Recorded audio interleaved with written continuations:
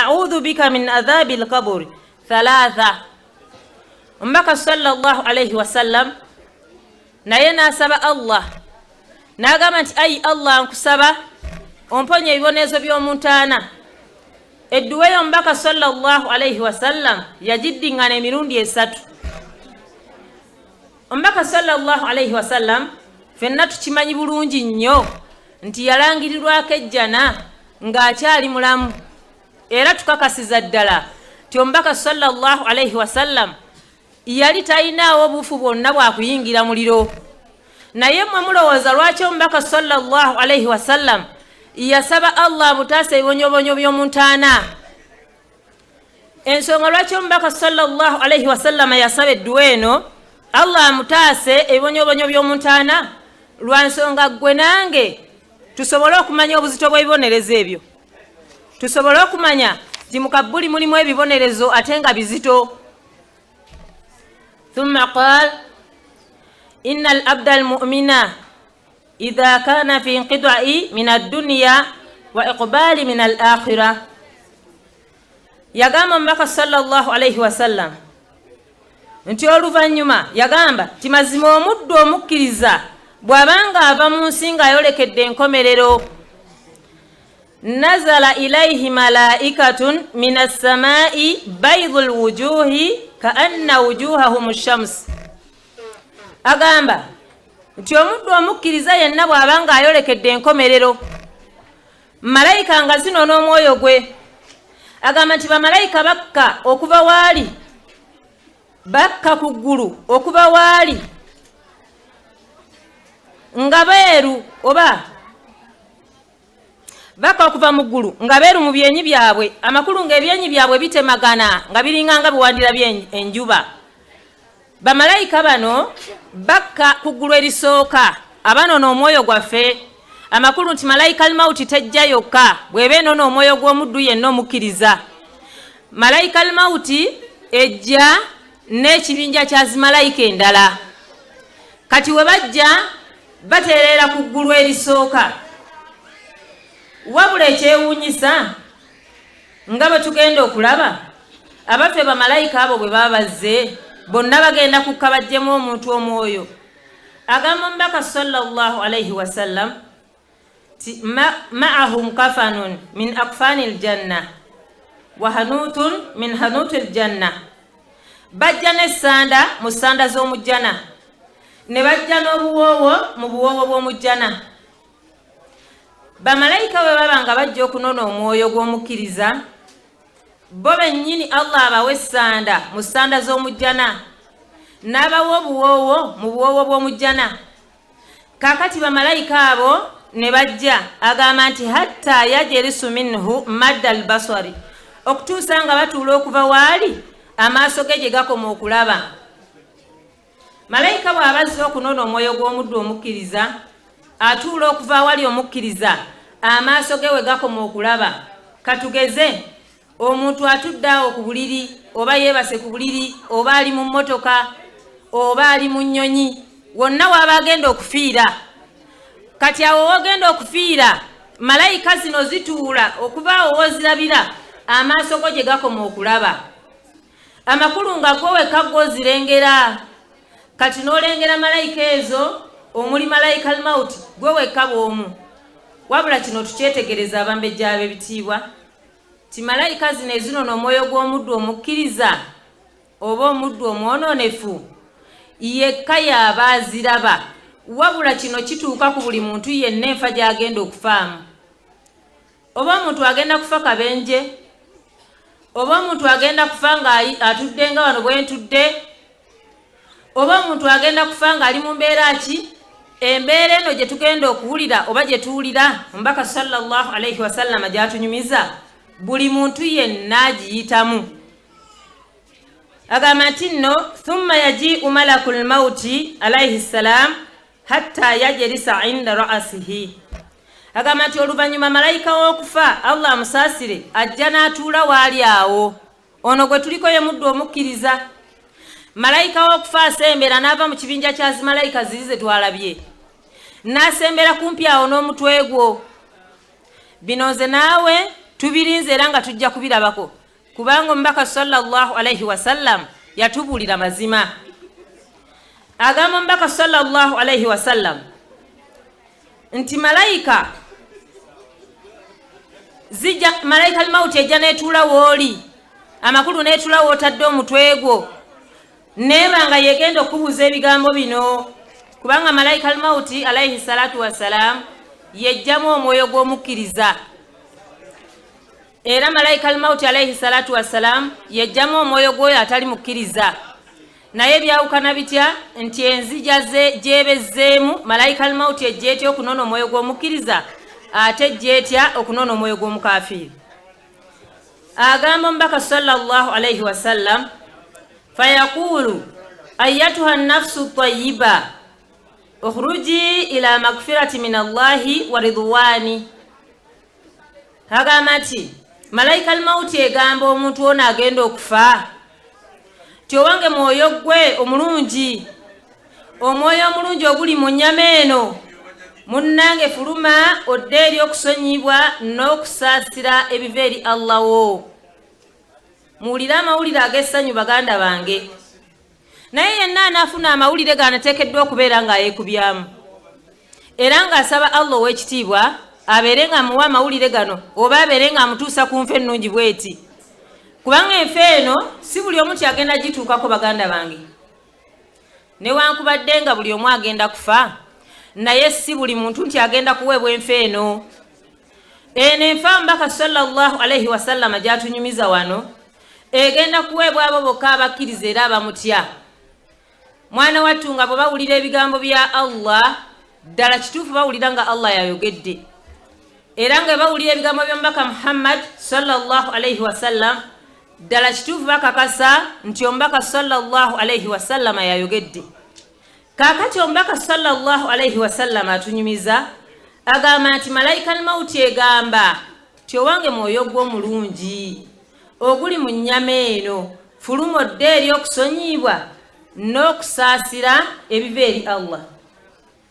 Qala Allahu ta'ala, nga bwe yagamba Allah ow'ekitiibwa mu Qur'ani essuula eyitibwa Al-Fajr, yagamba Allah ow'ekitiibwa ya ayyatuha nafsul mutma'inna, yagamba nti owange mwoyo gw'omutebenkevu, irji'i ila rabbiki radiyatan mardiyya, fuluma odde eri Mukama Katonda wo ng'oli musanyufu. Fadkhuli fi ibadi wadkhuli jannati, oyingira mu kibiina ekyabo abaddu bange abakkiriza, oyingire mu nnyumba yange ey'emirembe. Allah wakitiibwa atugambye mu Qur'an nti agenda kwaniriza omwoyo gw'omukkiriza n'ebigambo eby'essanyu.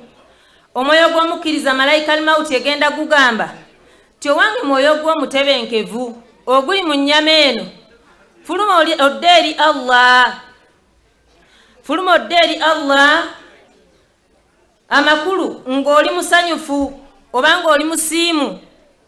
Naye bw'onooba nga ogenda kubeera musiimu oba ng'oli mu abo abeesunga amawulire ago, muganda wange sooka otunule weetegereze nti enkolaganayo gwe ne Allah wo eyimiridde etya. Kubanga ffenna tukakasa bulungi omuntu oba ayagala oba tayagala yajja kusinkana Allah, naye enkolaganayo gwe ne Allah wo eyimiridde etya. Era gwe ogenda okufuna amawulire gano ag'essanyu nga malaika al-mauti enoonya omwoyo gwo, era ogenda kufuna amawulire agagamba nti owange mwoyo gw'omulungi, fuluma odde eri okusaasira kwa Allah. Oli mu abo abanaafuna amawulire agagamba nti fuluma odde eri okusaasira kwa Allah, ng'oli mu abo abanaawulira embeera eyo oba ebigambo ebyo, tunuulira abaffe nze ne Allah enkolagana yaffe eyimiridde etya. Awo nno bw'obeera ng'oli mu abo Allah wakitiibwa banaasanyusa n'amawulire ago oba weesiimye. Naye ekintu ekikulu kye tulina okwetegereza ze mbeera zaffe ze tuwangaliramu. okutuukiriza ebyo Allah wakitiibwa byayagala tutuukirize, okumusaba Allah bulijjo atuwe enfe ennungi, kubanga buli muntu yenna akakasa nti wakuddizibwa mu maaso ga Allah ateekeddwa okusaba enfaayo eri Allah, ateekeddwa okwesabira enfe ennungi eri Allah. Yenna akakasa nti olunaku lujja kutuuka afe, malayika al-mauti eno n'omwoyo gwe ateekeddwa okubeera nga buli budde bwonna talinayo olunaku lwonna okujjako nga bw'asaala esswala eno tasuubira kusaalayo ndala. Kati buli lw'osaala esswala emu nga tosuubira kusaalayo swala ndala kikuwa kweteekateeka ng'okola ibaada naye nga ibaada z'okola tokola kusiimisa kitonde kyonna. Abambejja ab'ebitiibwa, wallahi teri kitonde kisiima, teriyo kitonde kiyinza kusiima olusiimo olwa ddala. Omuntu yenna asobola okusiima wano ng'okola, naye bwe wayita eddakiika ntono nnyo bwe ziti n'obaako ekintu kyonna ky'okola ng'omutonde mu mbeera ya kwonoona, atamwa okusinga ebitonde byonna bwe byandikutamiddwa, amakulu taddamu kulowooza ku birungi by'ozze ng'okola. Lwaki? Kubanga omuntu tasiima, naye asiima ebyaddala ye Allah. Allah bw'omukolera n'okola kusiimisa ye agenda kusiima ebbanga lyonna.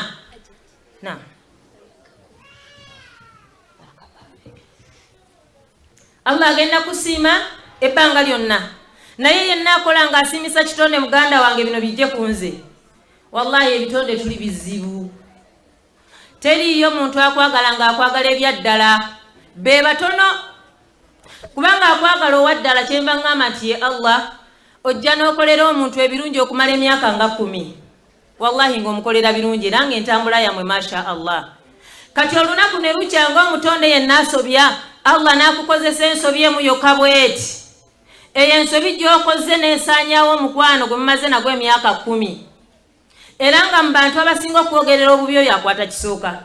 N'olw'ensonga eyo yenna anaafa akole okulongoosa kwonna ng'alongooseza Allah, asobole okusinkana Allah nga Allah amusiimye okusinga okunoonya okusiimisa ekitonde kyonna. Agamba omubaka sallallahu alayhi wasallama, fatakhruju nafsahu tasiru kama tasiru alqatrati min fi siqai.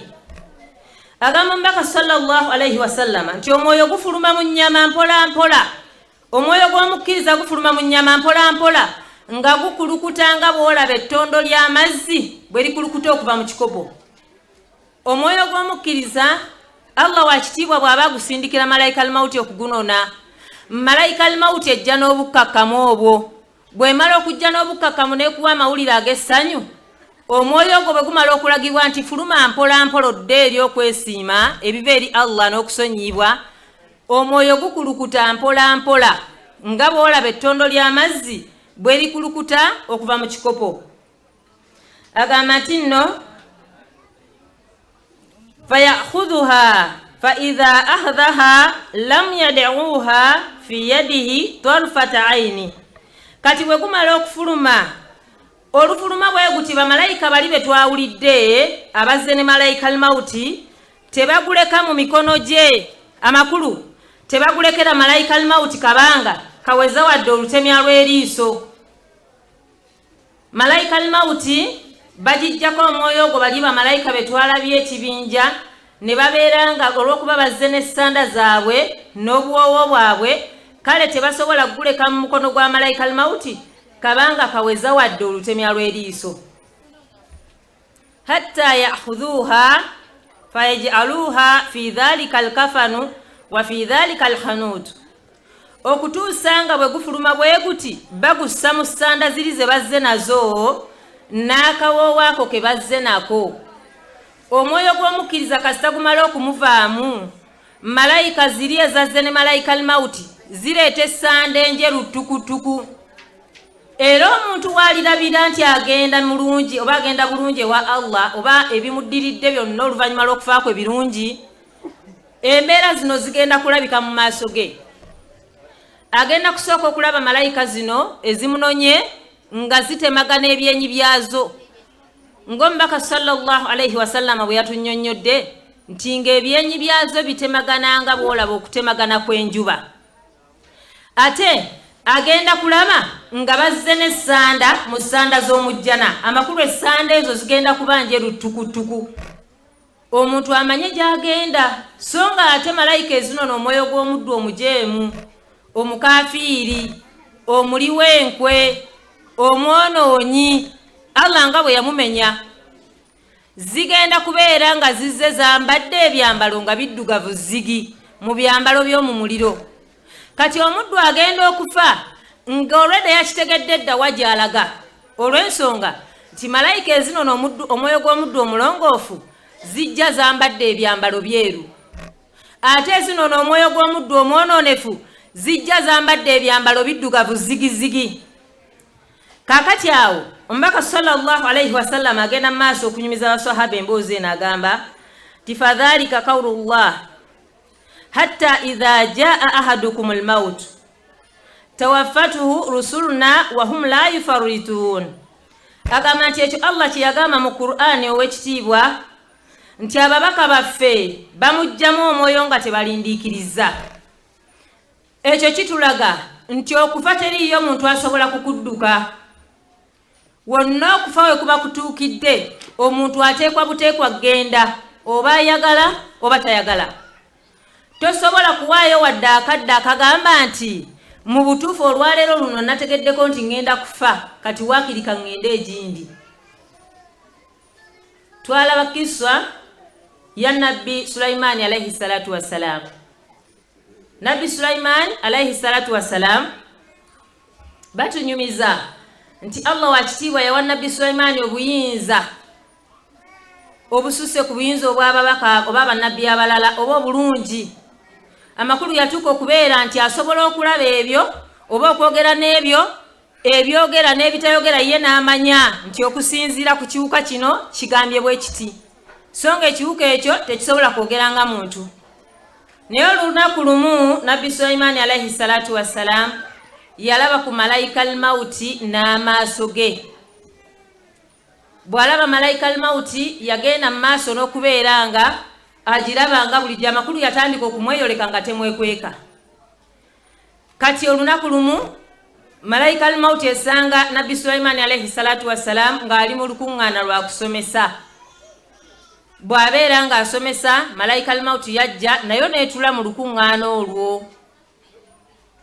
Naye tujjawo ekyokuyiga kimu kino kye twagalamu.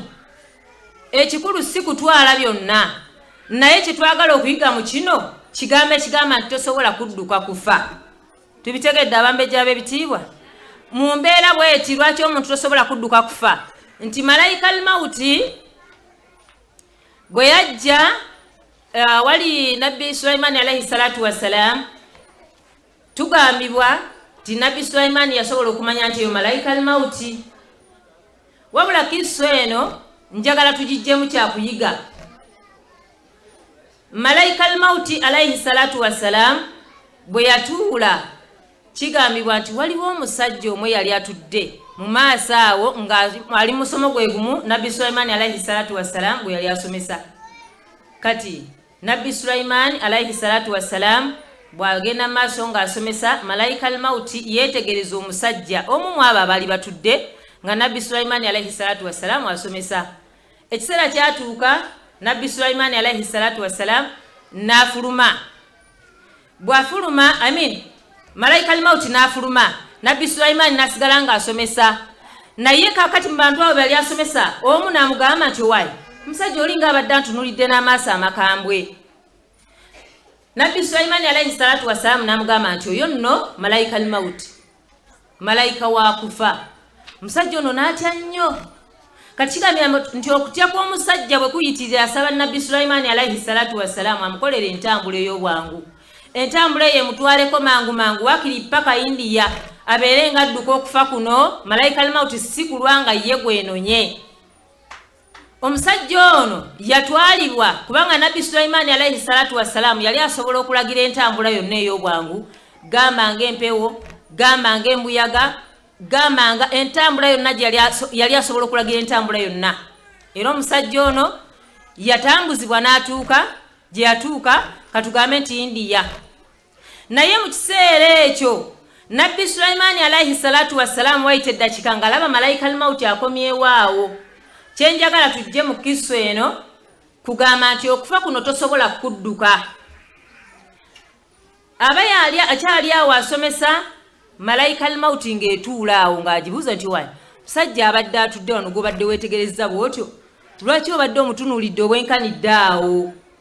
Lwaki obadde omwetegereza ekyenkanidde awo? Malaika al-mauti alayhi salatu wassalamu n'agamba Nabbi Sulaiman ti omusajja oyo nabadde mwewunyako ebintu bino wammanga. Yabadde wakufa naye ng'ekituufu tagenda kufiira wano. Nga gyagenda okufiira wala ddala, obudde bwe ate buweddeyo ateekwa kugenda, naye nga ndaba akyali wano. Kyokka ng'ate wano si waateekeddwa okukola ki? Si waateekeddwa okufiira. Bwe ntyo nze n'enfuluma, naye era bwe nnamulabye bwe nti nemba nga muggyemu bujja mu ki? Mwoyo okusinza ku kitundu kyabadde atuuseemu kyabadde alina okufiiramu.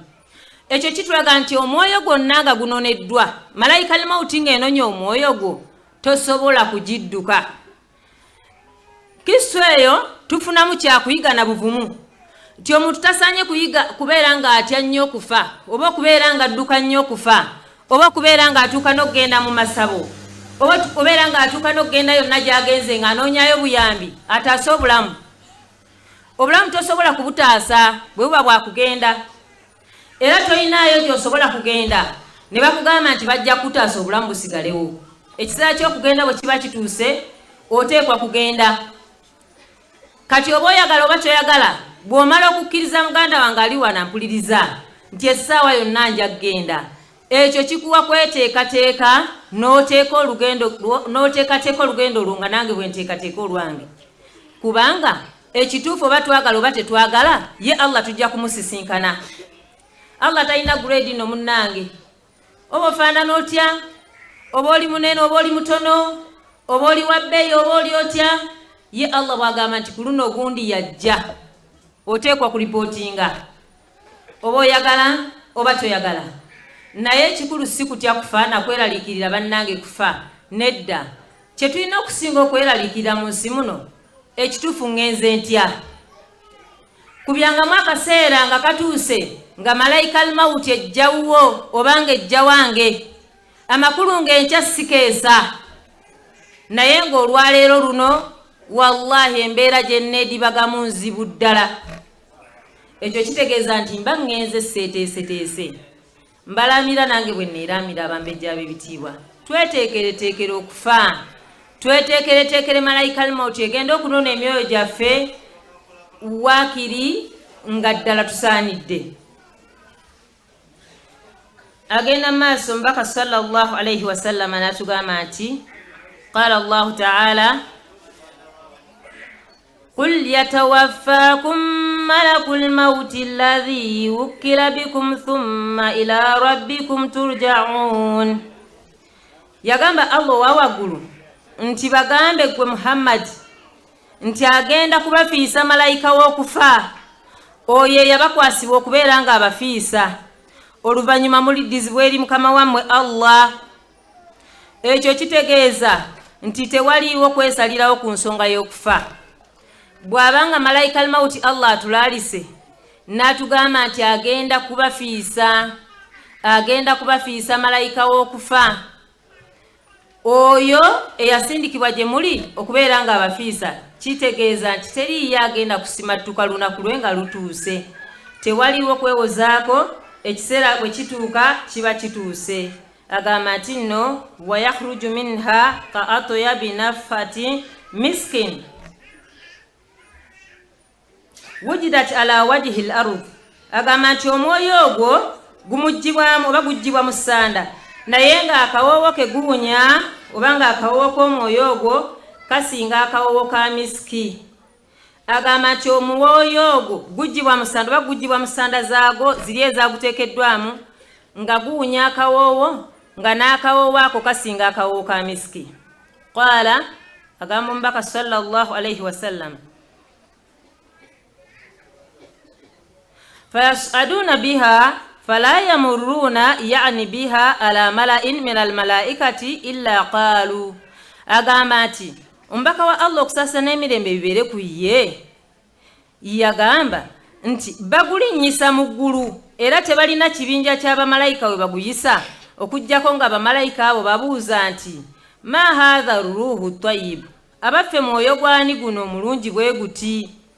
Omuddu omukkiriza olw'okubanga omwoyo gwe guba guwunya akawoowo nga malayika zigutwala, olw'okubanga guba mulungi nga malayika zikutwala, kati malayika zibuuza ezo eziwuga mu bbanga oluwuga nga bwe tukkiriza nti malayika za Allah za mazima. Kati waliwo malayika eziwuga mu bbanga oluwuga, tugambibwa nti malayika ezo zibuuza nti abaffe mwoyo gwani ogwo omulungi bwe gutyo, olw'okubanga omwoyo ogwo guba gujjudde akawoowo, olw'okubanga omwoyo ogwo guba mulungi nnyo. Kati malayika zigenda zibuuza, fayaqulu fulani bun fulani bi ahsani asma'ihi allati kanu yusammunahu biha fi dunya. Agamba nti nno baddamu ne babagamba nti ono ye gundi mutabani wa gundi, olwo nga bamuyita amannya ge agasinga obulungi ago ge bamuyitanga ku nsi. Kino nno tuyigamu kyabambejja ab'ebitiibwa nti omuntu tekisaana kweyita mannya amapaatiike naye nga tegaliimu kalungi.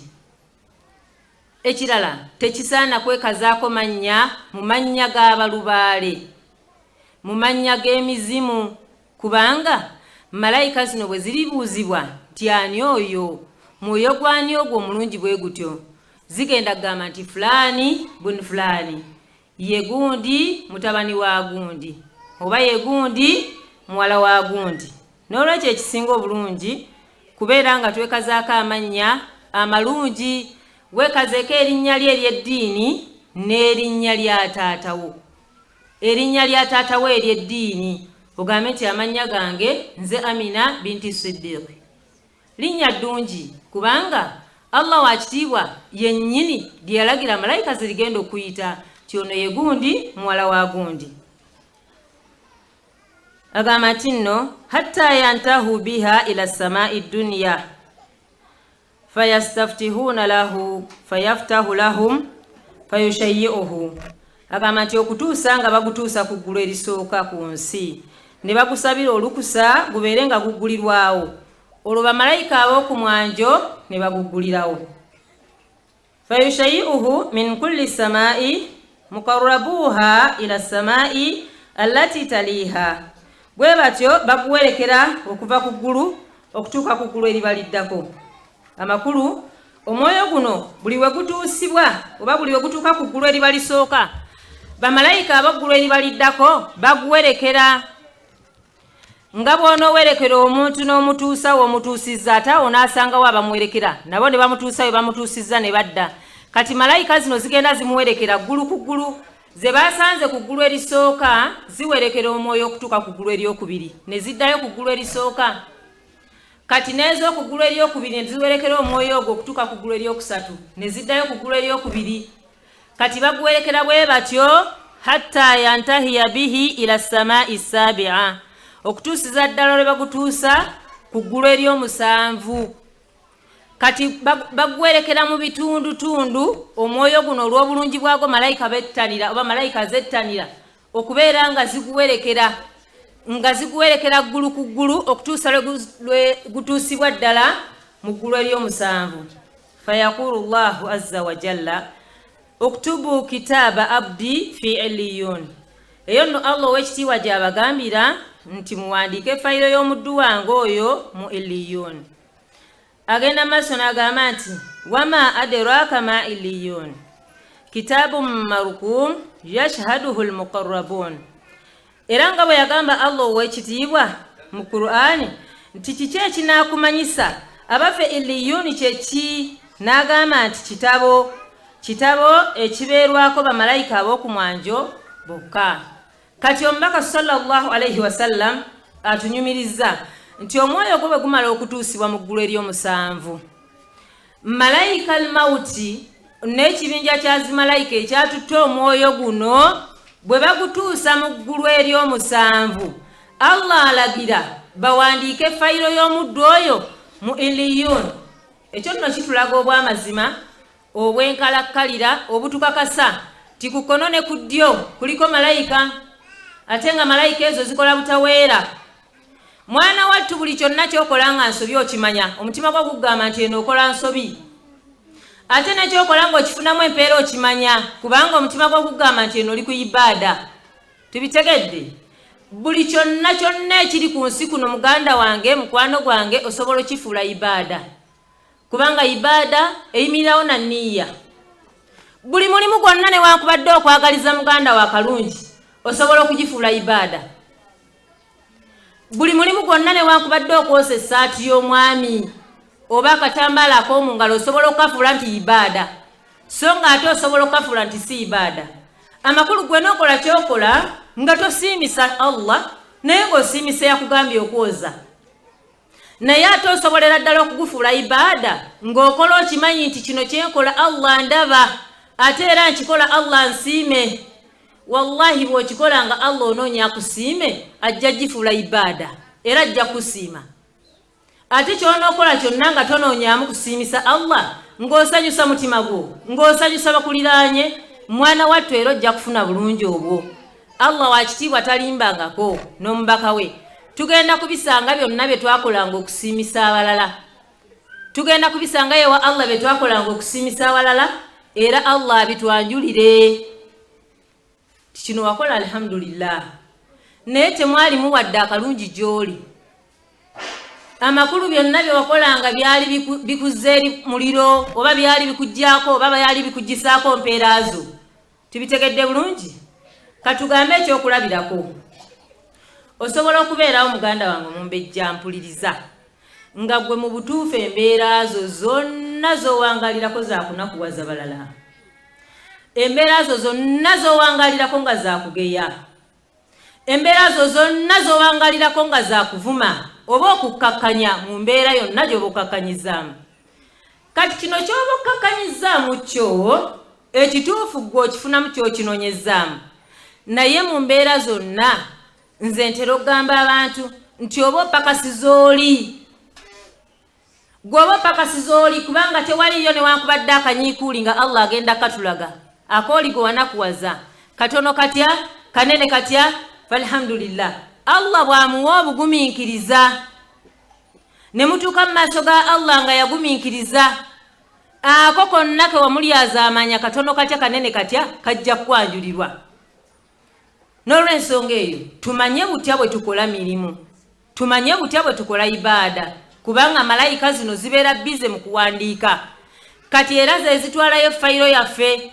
nebeera nga eyanjulwayo eri kati fayiro y'omukkiriza nebeera nga malayika ey'omukono ogwa ddyo yejanjulayo bwe mala okujanjulayo Allah wakitiibwa n'atowa oda era nga bwe yatoye oda n'agamba nti muwandiike fayiro y'omuddu wange oyo mu illiyun fayaktubu kitabahu fi illiyun thumma yaqulu uiduhu ila al-ard olwo fayiro ye ewandiikibwamu oluvannyuma Allah ow'ekitiibwa n'abagamba nti muzeeyo omuddu wange oyo ku nsi bwe tumala okubeera nga oba fayiro zaffe bwe zimala okutuusibwayo mu tterekero Allah wakitiibwa alagira omwoyo gwo guddizibweyo ku dduniya kasita fayiro ye emala okwanjulwayo ewa Allah ng'agamba tikati omuddu wange oyo mumuzeeyo ku nsi fa inni wa'adtuhum anni minha khalaqtuhum wa fiha u'iduhum wa minha ukhrijuhum taratan ukhra agamba nti kubanga nze nabalaganyisa tinnabatonda kuva mu yo era mu yo mwenje okubazza ate mu yo mwendibajja omulundi omulala Allah wakitiibwa lwaki alagira omwoyo guno guddizibweyo mu ntaana yaagwo kubanga Allah yatulaganyisa nti mu ttaka omwo mwe yatujja ate era mu ttaka omwo mwagenda okutuzza ate era mu ttaka omwo mwagenda okutujja omulundi omulala kati nabwe kityo Allah wakitiibwa alagira ti omuddu wange mumuzeeyo ku nsi qala fayuraddu ila al-ardi wa tu'adu ruhuhu fi jasadihi agamba nti olwo omwoyo gwe agamba nti ogamba mbaka sallallahu alayhi wasallam ti omwoyo gwe guzibwa ku nsi era n'omwoyo ogwo gwennyini ne guzzibwa mu nnyama ye. Kati omuntu oyo omwoyo gwe Allah wakitiibwa gusindika olw'okubanga baba bamututte eri mu kabuli. Ojja kwekanga hadithi zino za mirundi egiwerako. Waliwo hadithi ezitunyumiza, waliwo hadithi etunyumiza ng'omuntu watandikidde okufa na wano wagambira nti munyanguye bw'aba mwononefu n'agamba abange muntwalawa. Kati eno hadithi awo teyatuukawo, ene tutute butereevu paka ng'omwoyo gukomezeddwawo mu ntaana ye. Omwoyo bwe gumala ofayiro bw'emala okuweebwayo, Allah n'alagira oddizibwe ku nsi. Kati olwo fayiro yo bw'emala okuweebwayo, omwoyo gwe gukka mu nnyama yo butereevu. Qala fa innahu yasma'u hafku ni'ali ashabihi idha wallaw anhu mudabirin. Agamba nti mu kiseera awo omuntu ono ng'amaze okuddizibwa omwoyo gwe mu nnyama ye, awulira okukoona kw'engatto zaabwe bwe baba nga bakubyeyo amabega nga bagenda. Omuntu ono bw'amala okuddizibwa omwoyo gwe mu nnyama ye, awulira bano abazze okumuziika nga batambula boolekera bagenda okutuusiza ddala ku kkoona kw'engatto ebeesembayo. Amakulu omuntu oyo abeera awulira engatto z'abaddu bano abazze okuziika paka ne ku ngatto esembayo. Fatihi malakani shadida al-intihar. Mu kiseera ekyo bamalayika babiri bajja naye nga bantiisa y'amaanyi. Fayantahiranihi fayujirisanihi fayakulani lahu man rabbuka. Agamba nti bamalayika bamukanga olukanga era ne bamutuuza. Kati bwe bamala okumutuuza ne bamubuuza nti ani Katonda wo? Ekibuuzo ekyo nange kennyini nkyeraliikirira era nga nawe bw'okiwulidde ng'okyeraliikirira, kubanga batusoose ne batugamba nti malayika zigenda kubaza ntiisa. Tewali kubeera nti obadde mukkiriza nnyo, tewali kubeera nti obadde mukafiiri nnyo, wabula malayika zino ez'entiisa bwe zirimala okukujjira ne zikukanga olukanga, zigenda kukutuuza bakubuuze nti mani rabbuka, abaffe ani abadde Katonda wo? Ku nsi gwe obadde osinza ani Katonda wo? Omuntu ono agenda gamba fayakulu rabbi Allah. Agenda kugamba nti omulezi wange ye Allah. Naye omuntu alisobola okwogera ekyo buli kiseera, buli budde. Nsaba Allah atuteekemu abo abalikyanukula. Naye omuntu aligenda okwanukula ekyo buli kiseera oba buli budde ateekeddwa okwetegereza enkwatagana ye ne Allah. Ateekeddwa okwetegereza obukkiriza bwe buyimiridde butya. N'omanyira ddala nti ebikufuula mukwano gwa Allah obituukiriza nga bwe byetaagisa okutuukirizibwa okuva ku makya okutuusa essaawa zino bwedda batusomesa. Naye nga mu bye batusomesa omwo mwe muli ebyo era byebyo byennyini Allah wakitiibwa byayagala tulongoose okuteekawo enkolagana yaffe ennungi wakati waffe ne Allah. Embeera egenda kuba nzibu nnyo ey'ekibuuzo kino ekimu okumala ebbanga lya myaka ng'oli ku kigezo kya kibuuzo kimu kyokka. Tebigenda kuba byangu. Embeera tegenda kuba nnyangu nga bwe tugiraba. Kubanga wano okukyogera kyangu okugamba nti mani rabbuka, n'oddamu nti nno rabbi Allahu, omulezi wange ye Allah. Olaba nga kyangu. Naye teri yagenda kusobola kwanukula kibuuzo kino ng'akyalina embeera yonna egatta ku Allah. Ne bw'abeera ng'asaala esswala ze zonna naye ng'alina embeera egatta ku Allah, tagenda kusobola kwanukula kibuuzo kino. Ne bw'anaakisoma emirundi n'emirundi tagenda kusobola kukyanukula. Nina omuntu omu nagenda nga nemukolako ddaawa. Nemugani munnange nno okufa kusembedde. Allah aba akuleetedde ekirwadde kino. Gwe weesimye okuba nti nno Allah akugezesezza na kino n'omanya n'abasawo ne bagamba nti muno tojja kuwona. Naye wa Allah teri kitawona. Wabula nga bwe bagambye bwe bati weeteeketeeke. Natwala obudde nembeera nga musomesa omusomo. Nembeera nga mubulira malayika we zino n'omwoyo gw'omuntu omukkiriza omukafiiri. nembera nga mubuulira munange wali sadde ku swala n'ekigambo ekinywevu ekyamazima Allah wakikuwa osobola okukyatula n'ogamba nti la ilaha illallah naye atula la ilaha illallah yoyo ng'ataddewo enkwatagana wakati we ne Allah we kubanga Allah waffe tatunulira fesi zaffe tatunulira Allah wakitiibwa mbeera ki abalala gye bakulamulamu wabula atunulira mutima gwe atunulira nniya yo gwe n'ebikolwa byokola abaffe bikutwalawa munnange yampulirizanga oba oli awo nga njogera naye ng'oba oli awo takola kiseera kyatuuka malayika almauti neebanga etuusiza ekiseera ky'okunona omwoyo gwe naye baganda bange kyenjagaddemu okubanyumiza kye kigamba nti bakanyanga kumugamba nti la ilaha illallah ng'agamba nti maama nze oli namuga nti waigundi ogenda kufa la ilaha illallah nga tasobola kwogera la ilaha illallah naye bamuga nti bannange tobanga otuusiza ekiseera ekyokufa ogenda kufa ndinfudde ekigambo ky'okugaana nfudde ng'asobola okukyogera naye ng'ekigambo ekigamba nti la ilaha illallah tasobola kukiyisa ku lulimi lwe n'olwekyo akiwa gwayagadde Allah era asobola okukwatuza nti nno Allah wange omulezi wange ye Allah naye ng'enkwataganayo naye nnungi njereere amakulu ng'oli mukkiriza obonero w'omuddu omukkiriza bwe bw'obwedda bwe batusomesaako omuddu omukkiriza ateekeddwa okumanya ekimufuula omukkiriza yenna alina enkwatagana n'enkolagana ennungi ne Allah ateekeddwa okumanya ekyamutondesa kati womanya ekyakutondesa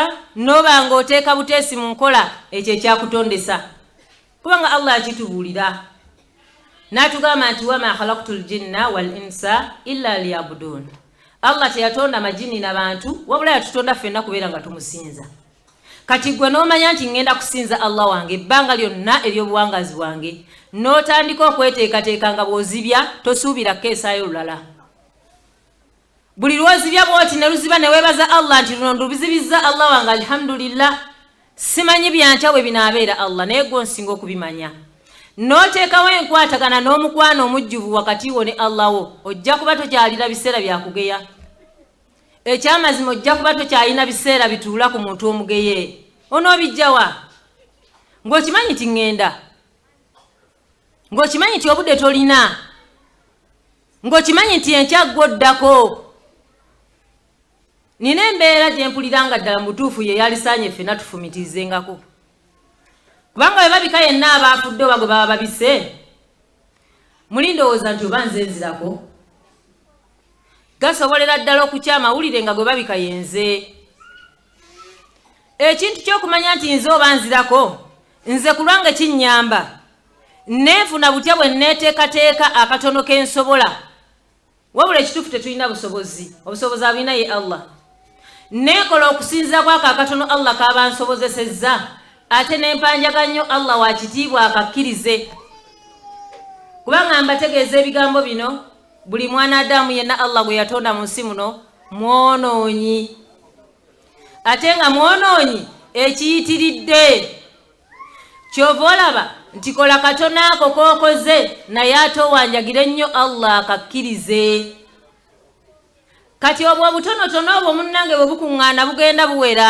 ogenda okulanga ku mizaani ya Allah owezezza okola katono n'osaba Allah akakkirize okola katono n'osaba Allah akasiime kaakati ako akatonotono k'ogenda okola ng'ate bw'onyiikira ennyo okwegayirira Allah akusonyiwe kagenda kawera okukakana nga munnange ogenda owezza tokola binene nakwewaana nti oba oli awo nkola nnyo nedda ekikulu kola naye ng'osaba Allah akkirize gwe tonyooma ibaada oba nnene nnyo oba ntono nnyo newankubadde okusangula omwana eminyira wega nti Allah wakitiibwa kino nkikoze kusiimisa gwe nsaba okkirize buli lw'osaba Allah akkirize omulimu gwonna gw'okoze ye Allah ng'akuteerera ku minzaani kati obwo buli mulimu obwo obutonotono bwe tunyooma bwe tujja okusangayo nga mwana wattu tulinayo n'olwekyo tobangako kyonna kyokola mukwano okuggyako ng'osabye Allah abeere ng'akkiriza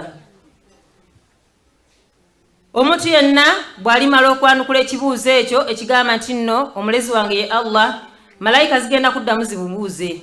Agamba fayakulani lahu ma dinuka, bagenda kuddamu bamubuuze nti yeriwa eddiini yo. Fayaqulu diniya al-islam, agenda kugamba nti eddiini yange busiraamu. Kakati mukwano gwange weeteketeke nga nange bwe neeteekateekera ekibuuzo ekyo, ddala ekituufu eddiini y'obusiraamu. Kale bwe bubanga busiraamu omanye ekikufudde okubeera nti oli musiraamu? Abaffe omanye kisobola okusaanyaawo obusiraamu bwo ne buggwaawo, kubanga ekituufu osobola okukakasiza ddala nti ni musiraamu. Naye sooka onoonye nnyo ebitta obusiraamu bwo, omanye nti bino bwe mbikola bisaanyaawo obusiraamu bwange. Nawaqidul Islam baatuwaako 10 ebyonoono obusiraamu, biringa 10 abasomesa bajja bisomesaako. Naye nga ebyonoono obusiraamu ebyo ekikulembera ashiriku fi ibadatillah, okugatta ku Allah n'ekintu ekirala kyonna. Gwe kasita kakutanda n'ogatta ku Allah, oba kanene oba katono oba owedde. Kati ekyo n'omanya nti kyonoona obusiraamu n'okyewalira ddala. Kati olw'ekyo kyeweewaze mwana wattu, olwo osemberera okwanukula ekibuuzo kino, kubanga otegedde ekyonoona obusiraamu bwo. Otegedde nti bwe nnakola kino obusiraamu sigenda busigaza. Kati n'otandika okwewala ekibusaanyaawo, newankubadde nga tosobola kwewalira ddala, naye waakiri tugezeeko. Tufube nga bwe tusobola tulabe nga tugezaako, ate nga bwe tusaba Allah wa kitiibwa atumalire, kubanga ffe tuli banafu. Naye onoosobola otya okwogera nti eddiini yange busiraamu? Mbaddeko awo omuwala wange n'aŋŋamba, ne mugamba mukwano gwange nno nkubulire, babadde babiri ne mbagamba, omuntu bw'asala mu maaso bw'ati, naye nga mu maaso waliyo imaamu, tomutaayiza, kubanga babaddeko bye bataayiza obutayitawo. Naye nga mu maaso eno waliyo imaamu ali mu kutusaaza. Kati esola bw'ewedde ne mbagamba nti omuntu bw'abeera ng'ayitawo, naye nga mu maaso eri waliyo imaamu, tomutaayiza, muleke agende ayite mu maaso go paka wanaafuna ekifo waasaalira, kubanga oli imaamu mu maaso atumalira. Kati olwo tuba tugobera imaamu, oli aba anatta essola yaffe alina kubanga ayise mu maaso ga imaamu. Aŋŋambye nti nkubuulire ffe omusomesa yatusomesa, naffe by'otugamba twabisoma. Yatugamba nti teri kitonde kikazi kisobola kusala mu maaso n'osigala ng'essola yo ntuufu. Nga bannange ekyo nga kinene. Kakati webanga teri kitonde kyonna kisobola kuyita maaso nga kikazi n'osigaza essola yo nga ntuufu. Abaffe n'enkoko olw'okubanga nkazi we neeyita mu maaso gange ng'essola yange efudde. Kale tugambe mu maaso teri imaamu, kale katwale ky'oyogedde. Naye ekyokutuuka ku buli kitonde kyonna kinene. Awo ne ndaba ng'ekituufu kitwetaagisa kubeera nga tusoma paka Allah wali kujjulula, nga toyawukanye na bifo ebifaanaganako bwe biti, oluusi ne kiraasi ze ntonotono ku byalo gye tuwangaalira. Dayasa zonna zonna ze basomesaamu abasomesa baffe okutuukira ddala ku Yaya Saluna, kubanga omuntu agenda okwatula nti eddiini yange busiraamu agenda kuba ddala ng'agitegeeza nti busiraamu, ng'anoonyezza okumanya kuli Seeka kwe yatugambyeko emisana ti omuntu alituuka atya maaso ga Allah nga tamanyi wadde ennyukuta oba okusoma sentensi yokka mu Qur'an. Kubanga bannange mbabuulire, Qur'an etandika n'ennyukuta emu ya alifu. Omuntu yenna anaasoma Qur'an ateekeddwa kubanga agenze kuyiga ennyukuta atandika n'etya n'ennyukuta emu. Kati Allah agenda kusonyiwa ani ku ky'okusoma Qur'an? Kitegeeza tagenda tusonyiwa Allah.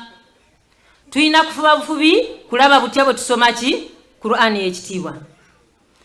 N'olwekyo wenna mpuliriza, waayo obudde otandike okusoma eddiini y'obusiraamu. Allah wa kitiibwa asobole okukwatuza ekibuuzo ekyokubiri ekigamba nti eddiini yange buki busiraamu. Nsaba Allah wa kitiibwa atutaase shayitaani yakolimirwa n'enkwe zaayo. Nsaba Allah wa kitiibwa abeere nga atukulembera mu bigambo bye, atuwe okubirambulula obulungi biidhinihi tabaraka wa taala. Omuntu yenna alimala okwatula ekibuuzo ekyo n'akyanukula bulungi nti eddiini yange busiraamu, bigenda kuba tebinnaggwa, kubanga ebibuuzo biba bikyagendera ddala mu maaso. Agenda mu maaso omubaka sallallahu alaihi wasallama n'atugamba nti fayakulani lahu ma hadha arrajulu alladhi bu'itha fiikum. Addamu n'abuuzibwa nti abaffe musajja kyono eyatumibwa gye muli. Mu kiseera ekyo omuntu oyo agenda kulaba omusajja ng'azze ddala mu butuufu ababadde ababiri nga waliwo owookusatu kubanga bagenda kubuliza ddala omuntu ng'omulabako ti abaffe musajja ono ekibuuzo ekigala ni musajja kyono kitegeeza nti ogenda kubanga omulabirako ddala bwoti kati bakubuuze ni musajja kyono eyatumibwa gye muli omuddu agenda kwanukula ekibuuzo agambe nti huwa rasulullahi sallallahu alaihi wasallam agenda gamba nti oyo yembaka wa Allah okusasana emirembe bibere ku ye naye yenna alisobola okwatula ekibuuzo ekyo ekitukakasiza ddala nti ono yembaka wa Allah okusasana emirembe bibere ku ye ateekeddwa okubanga bw'awulira nga basomesezza amakulu ng'omubaka sallallahu alaihi wasallam ayogedde oba hadithi oba mbeera ki ateeka okukakasa nti ago mazima n'amanya nti omubaka sallallahu alaihi wasallam kituufu yayogedde ekirala nga tavumirira byonna omubaka sallallahu alaihi wasallam byajja nabyo nga ne bw'aba tannafuna busobozi ku nsonga yonna akkiriza nti kino sinnafuna busobozi ku kyo naye nsaba Allah okinsobozese nga tannatandika kuvumirira ennyambala oba ya musajja oba ya mukyala bana abantu abo batema obupale abantu abo bakuza omulevu abantu abo bikinze sobola kuba mwana wange mutabuliiki omuntu atema obupale bonna ne bukola bubi kati ekintu kyonna ne woba gwe tokirinaako obusobozi tokivumirira kasita omanya nti kiri ku nkola ya mubaka Muhammad sallallahu alaihi wasallam olwo nno ogenda kusobola okubeera nga osemberedde okwanukula ekibuuzo kino naddala nga weeyigiriza byonna byajja nabyo mubaka sallallahu alaihi wasallam ate n'obikolerako ako akatono k'oyina ate n'onyumizaako omulala ne muva mu ddalasa ng'eno nga mugenda kusaasaanya ku bye muyize nga mugenda kubuulirako ku balala bye muyize mu ddaluso eno n'olwekyo omuntu yenna alisobola okwatula nti oyo mubaka wa Allah Muhammad sallallahu alaihi wasallam ateekeddwa okubanga ali ku nkola entuufu ey'omubaka Muhammad sallallahu alaihi wasallam fayaqulani lahu ma amaluka agenda kuddamu abuuzibwe ti abaffe obadde okola mulimu ki ku nsi mirimu ki gy'obadde okola ku nsi kati omuntu agenda okubuuzibwa ekibuuzo nti mirimu ki gy'obadde okola ku nsi Allah tagenda kubanga ategeeza mirimu gino gye tukola ntugenda nitupakasa Allah wakitiibwa aba tategeeza mirimu gy'okola gino egya bulijjo kyova olaba nti omuddu alibuuzibwa ekibuuzo ekyo agenda kwanukula agambe nti qara'tu kitaba Allah fa amantu bihi wa saddaqtu agenda kuddamu agambe nti mbadde nsoma ekitabo kya Allah Qur'an n'enkikiriza era n'enkikolerako naye muganda wange ekibuuzo ekyo nno kinene ekyokubuuza nti obadde okola mulimu ki ku nsi oddemu ogambe nti mbadde nsoma Qur'an oteekeddwa okubanga obadde ogisoma oteekeddwa okubanga bwe luba lugendo wakiri obadde otandise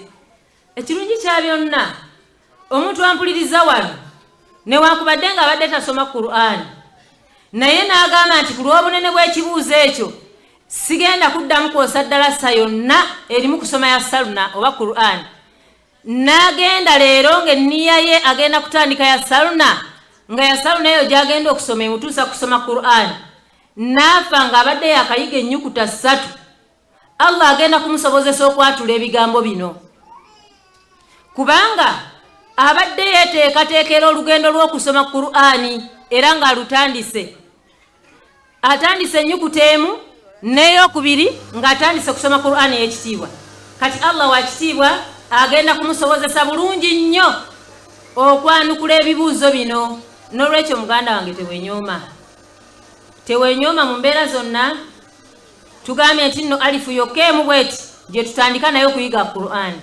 tandika ne alifu mpola mpola Allah wakitiibwa tomanya ddi lw'ogenda bwakutwala wakiri ng'olina ennyukuta zo nga ziizo wakiriko kubanga innamal a'malu binniya Allah wakitiibwa okulamula emirimu gyaffe asinza ku nniya zaffe ajja kulaba nti omuddu wange omuzaana wange olugendo abadde alutandise okuva lwe yawulira ekibuuzo kino yakwatibwako n'olwekyo tweteeketeeke okwanukula ebibuuzo bino omuntu agenda kusobola kwanukula nti mbadde nsoma Qur'an naye nga tagisomangako ayi nno bannange kambabulire na omuntu newankubadde nga abadde amanyi Qur'ani oba katugambe omuntu newankubadde nga abadde ajja kwanukulako ebibuuzo ebimu nayanukulako ebibuzo bibiri nagwako byagudde. Ekyo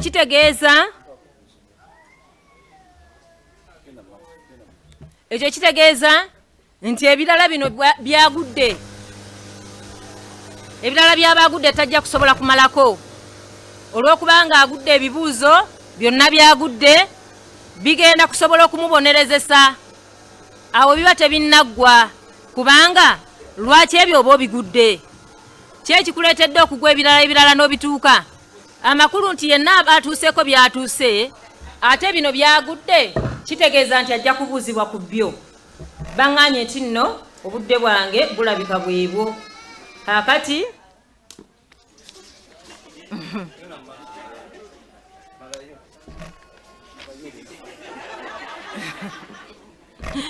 Assalamu alaikum wa rahmatullahi wa barakatuh.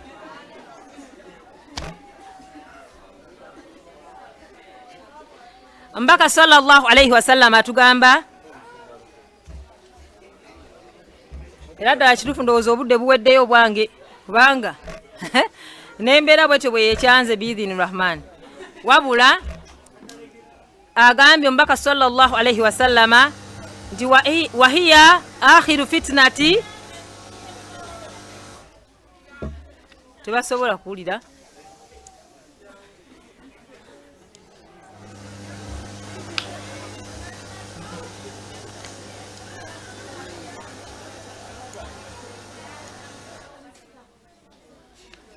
naye kale akatonotono ke mbadde njagala okusembayo nako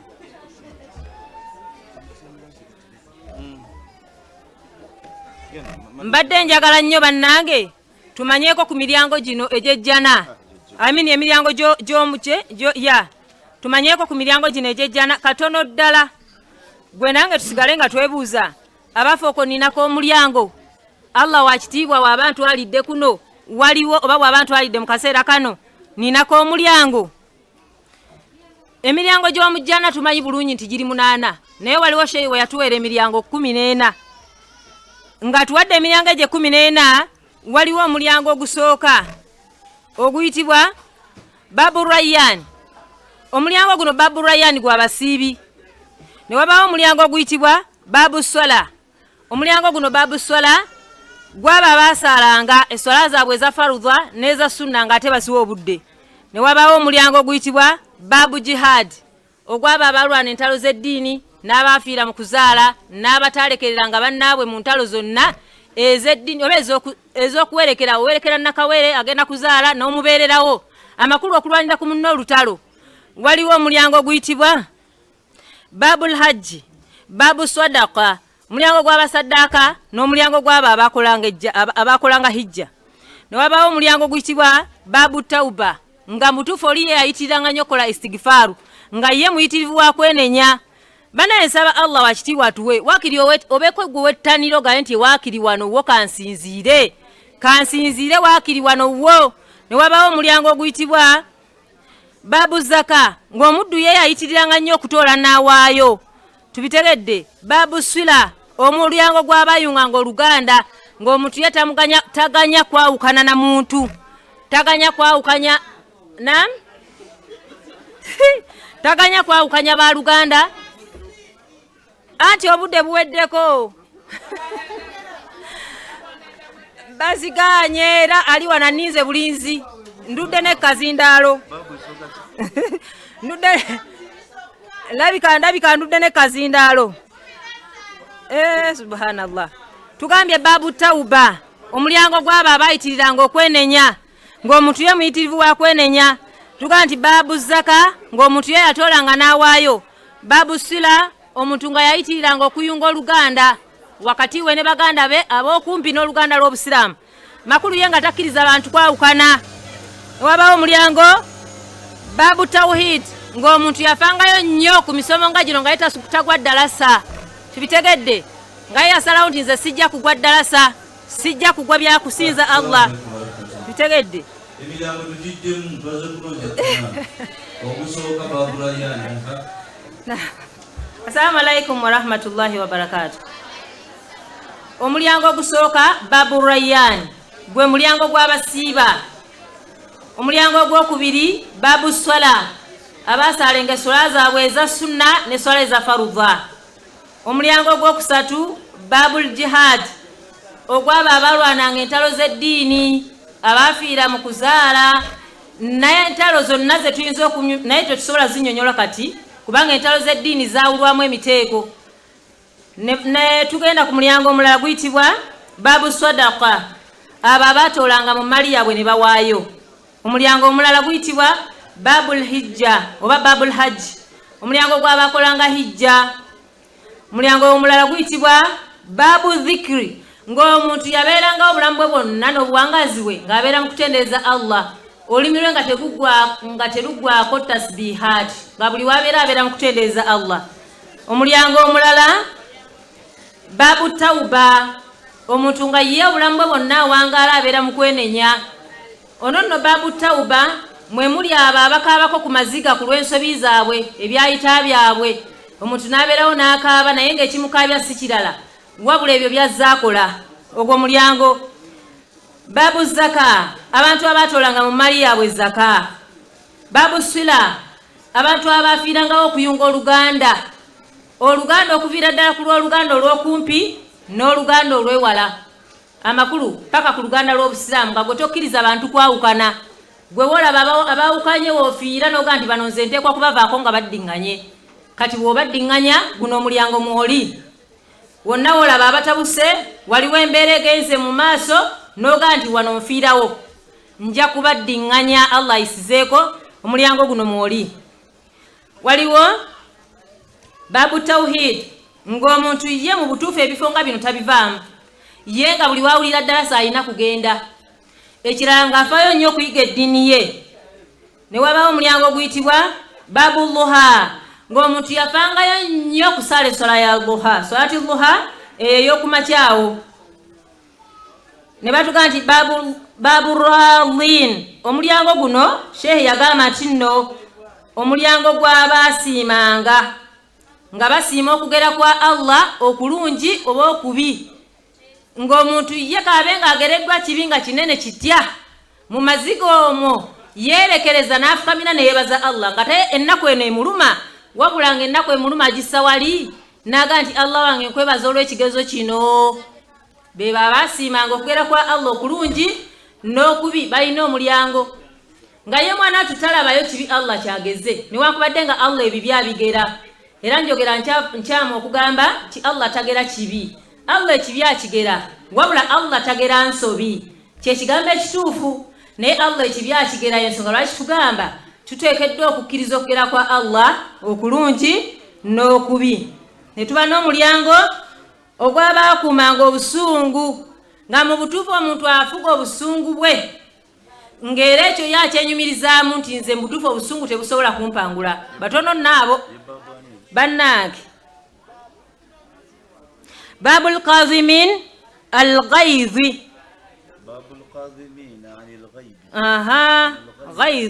ghayzi.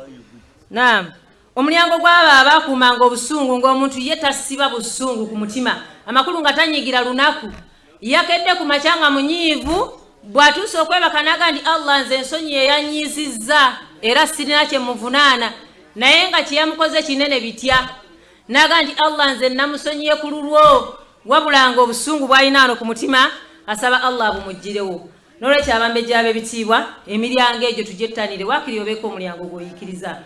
Saba Allah tugase n'ebigambo ebyo, bw'aliba atukoledde enteekateeka Allah tulifuna abasomesa oba olulala ne tumalayo omusomo guno insha Allah. Subhanaka Allahumma bihamdik, ashhadu an la ilaha illa anta, astaghfiruka wa atubu ilaik. Assalamu alaikum wa rahmatullahi wa barakatuh. Wa alaikum assalam wa rahmatullahi wa barakatuh. Tumwebaziza Hajjat Amina bint Siddiq that we end our day one day of this mega dars. Al-Jannah to Gaya Islam Media end of the mega dars. Let me thank you all. I wish you a good night. Assalamu alaikum wa rahmatullahi.